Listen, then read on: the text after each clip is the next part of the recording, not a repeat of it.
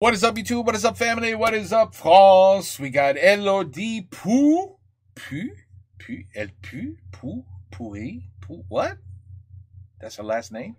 La pauvre. Elodie Pou. I think that La Petite Maison dans the Little House on the Prairie.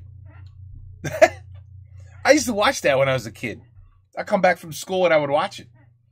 I have no idea why, but yeah, I used to watch Little House on the Prairie. I don't know. I was fascinated with how a doctor could come with a horse carriage from like 50 miles away and like give you a shot and you'd be okay in your house. The doctor would make house calls. Very cool. Yeah. I don't know. It was an interesting show. It was interesting. He went too soon. What was his name? Michael? The lead there, he went way too soon. But anyway, it was a really good show. I don't know what the hell I'm about to watch. I have no idea. Oh, it's comedy. Oh, stand-up comedy? En tout cas, je suis contente d'avoir réussi à imposer tout cet univers de séries là. J'adore les séries. Moi, je trouve que les séries, c'est un moyen d'explorer, tu vois, d'aller à la rencontre d'autres univers, comme la drogue, mais en moins cher. J'adore les séries. Moi, quand j'ai besoin de m'extraire un peu du monde, je regarde cette série américaine, mondialement connue, diffusée dans le monde entier et qui aborde des problématiques sociétales extrêmement modernes. J'ai nommé La Petite Maison dans la prairie. Wow, ok. Encore dans la prairie. Papa. Oui, je coupe du bois. Chérie, j'ai fait une tarte. J'ai que ça à foutre.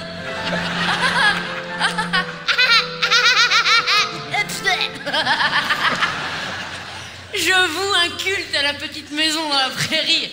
2457 heures de niaise béatitude. 101 messes célébrées par le révérend Alden. 200 épisodes rediffusés chaque année dans le monde entier depuis 1987. Wow, is that popular, huh? Série la plus regardée de tous les temps, devant Game of Thrones et Desperate Housewives, dont elle est un savoureux mélange. Quand le monde va mal, une solution, La Petite Maison dans la prairie. Moi, je pense, que le monde se divise en deux catégories.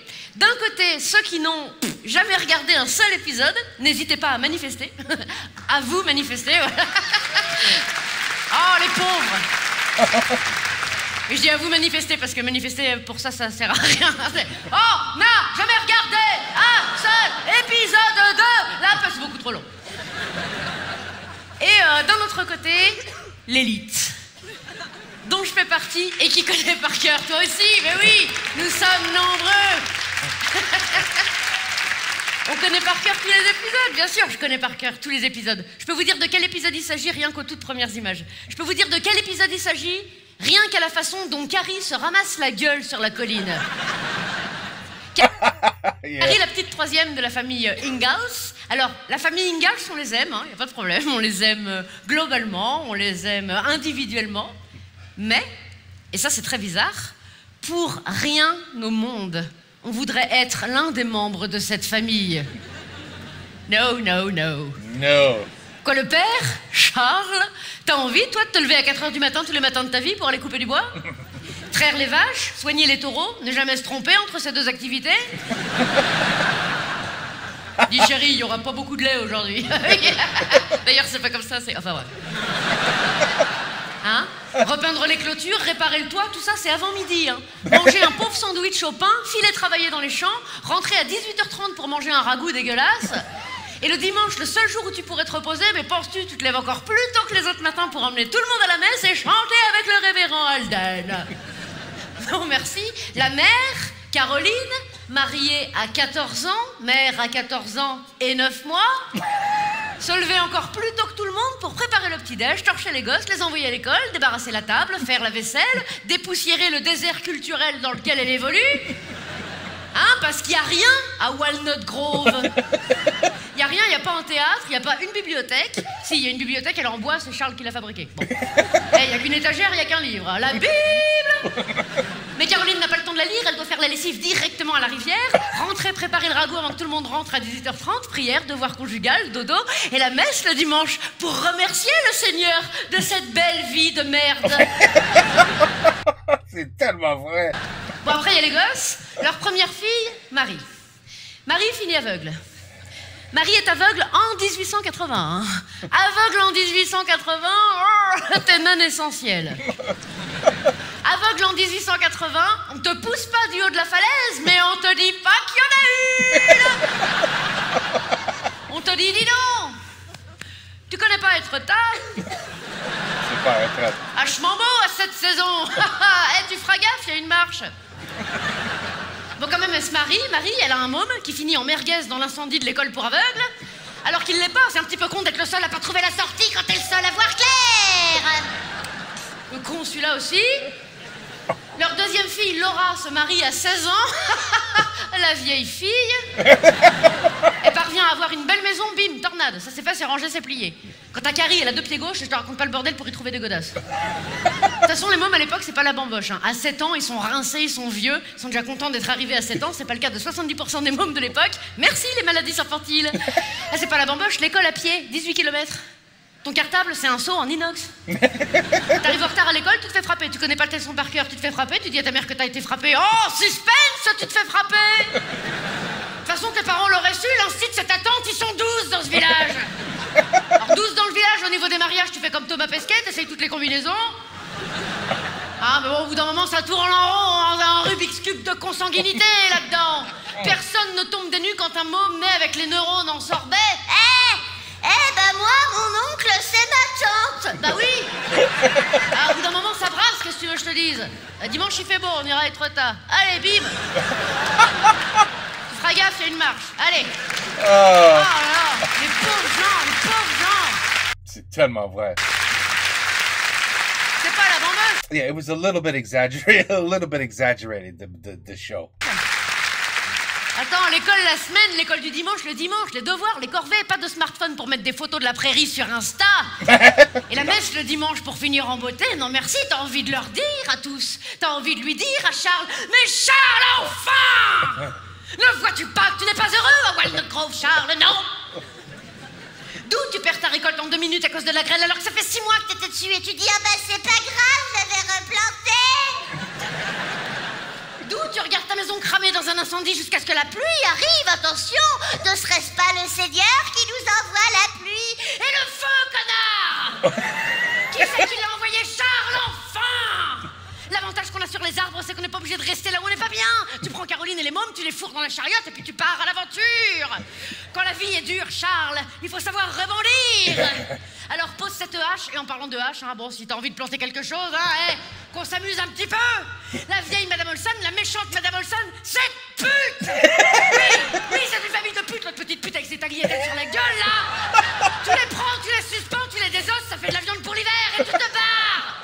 Fais l'amour à la vie, fais l'amour à tes chèvres, on s'en fout, on n'a qu'une vie, dis. Cours nu dans la prairie, fais du cheval avec les Indiens, fume la pipe, joue au poker, apprends à courir à ta fille pour qu'elle arrête de se péter la gueule sur cette putain de colline. Et arrêtez de l'appeler Carrie parce que c'est pas un prénom, Carrie. C'est une infection dentaire, connard. Beaucoup de energy. Ah.